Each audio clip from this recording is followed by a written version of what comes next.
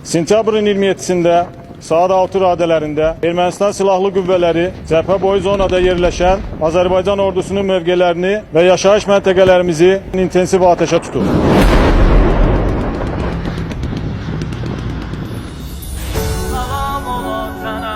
Cümlə cahan deyir sənə igid əhsəni, töküb qanun azad elədin bu məskəni.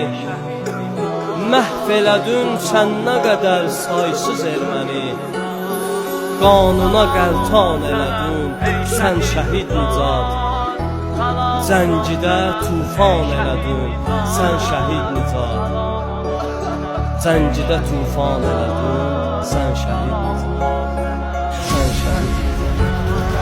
Tarixə yazdın adını şücaətinlə, ali məqam sahibi sən şəhadətinlə.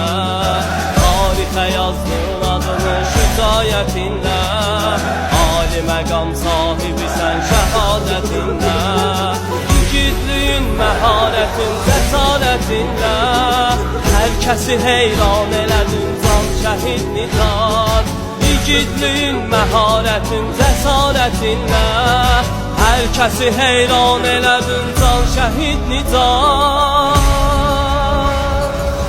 Salam ola sənə ey şəhid Nicat, salam ola sənə ey şəhid Nicat.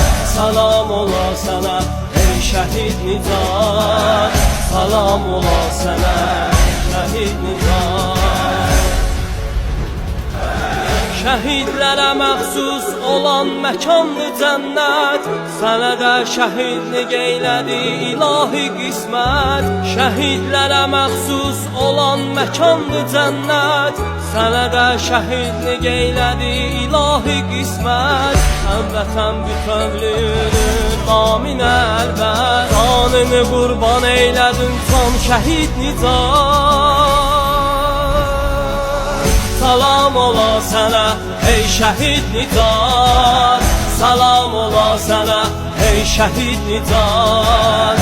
Salam ola sənə ey şəhid Nicat, salam ola sənə şəhid Nicat.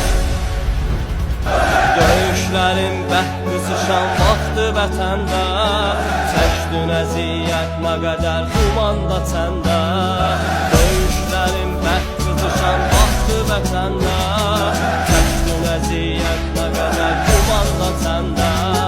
Bir vətən övladı kimi adını səndə, illərə dastan elədin can şəhid Nicat. Bir vətən övladı kimi adını səndə, illərə dastan elədin can şəhid Nicat. Salam ola sənə ey şəhid Nicat, salam ola sənə ey şəhid Nicat. Salam ola sənə ey şəhid Nicat, salam ola sənə ey şəhid Nicat.